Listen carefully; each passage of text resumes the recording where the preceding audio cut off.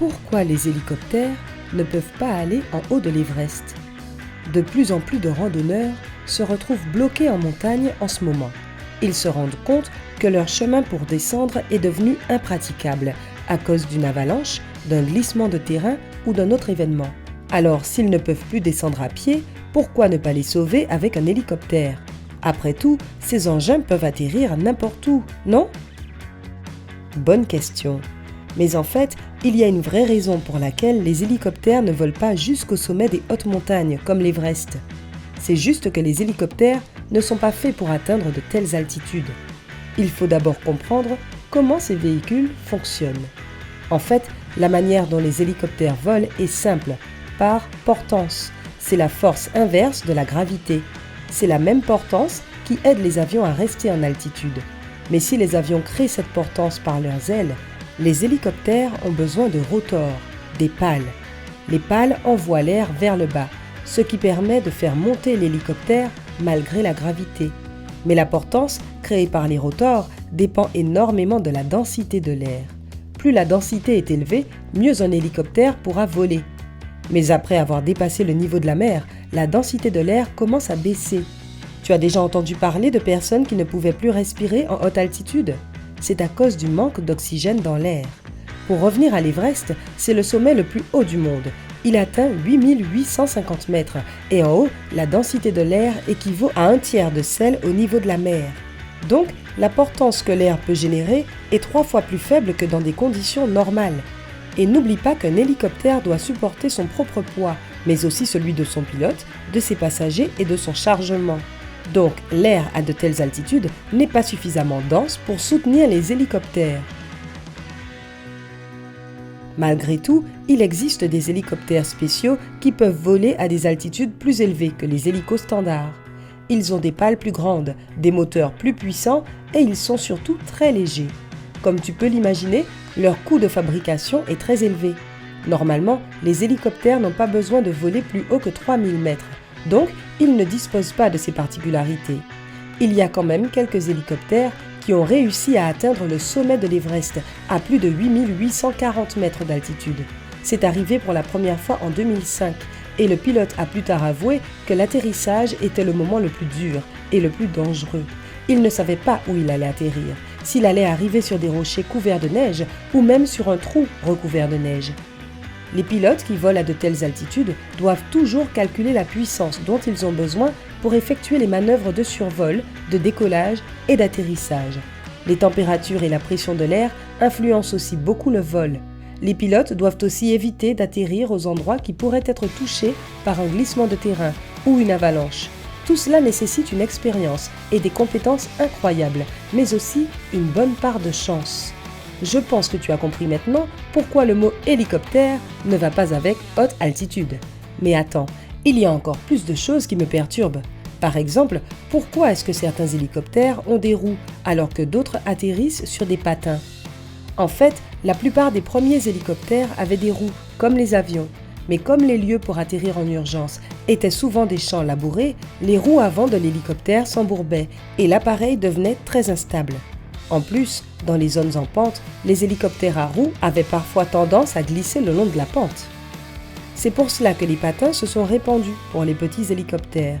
Avec ça, ils peuvent atterrir sur des surfaces plus molles et dans les collines. En plus, les patins peuvent être munis d'équipements pour flotter et atterrir sur l'eau. Sans compter qu'ils sont super pratiques pour attacher des chargements supplémentaires. Au sol, un hélicoptère est déplacé sur des chariots spéciaux. Mais plus un hélico est grand, plus les patins sont difficiles à manier. C'est pour ça que les gros hélicoptères sont faits avec des roues. C'est ainsi plus pratique pour se déplacer, décoller et atterrir. Est-ce que tu vois plus souvent des hélicos avec des roues ou avec des patins? Dis-moi tout dans les commentaires. Il y a une autre question qui m'embête.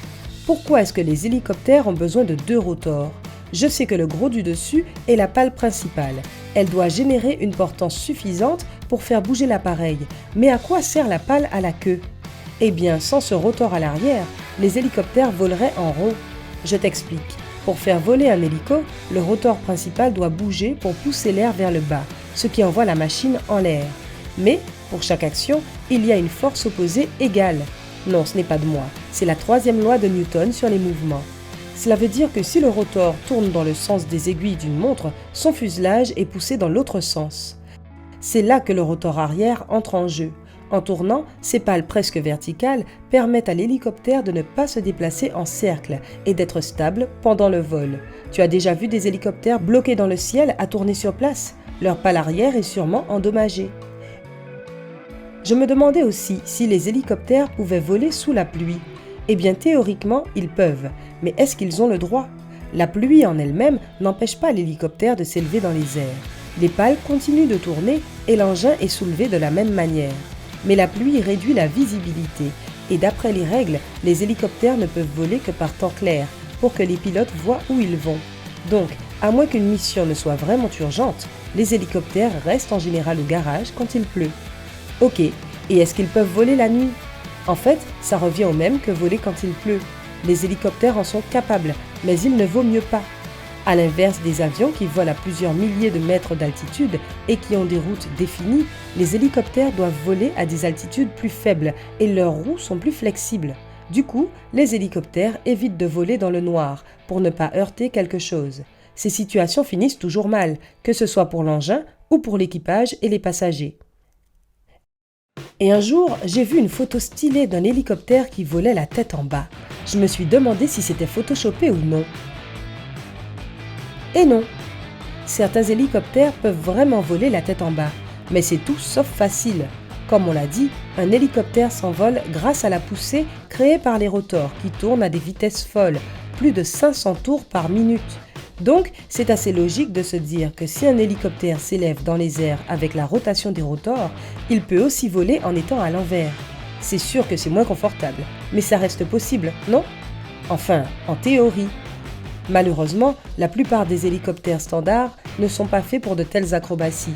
Dans ces hélicos, le joint qui associe le fuselage aux pales est trop peu résistant pour supporter le poids de la machine à l'envers. Et même les pales ne sont pas assez rigides. Si l'hélicoptère se retournait, les pales se plieraient, se rapprocheraient trop du fuselage et pourraient même le heurter. Tu imagines comment finirait un tel accident? En plus, voler à l'envers demande un moteur spécifique. Sinon, l'essence et la graisse ne circuleraient plus de la bonne manière. Par contre, la plupart des hélicoptères modernes peuvent faire un tonneau, mais seulement pour quelques secondes et avec un pilote expert à son bord. Au fait, aujourd'hui, les hélicoptères sont si recherchés qu'on dit qu'il est plus probable de survivre à un crash d'hélicoptère qu'à un crash d'avion. Je me sens mieux. Si tu as appris quelque chose de nouveau aujourd'hui, aime cette vidéo et partage-la avec un ami. Et voilà d'autres vidéos que tu vas aimer. Choisis juste celle de gauche ou de droite. Reste avec Sympa.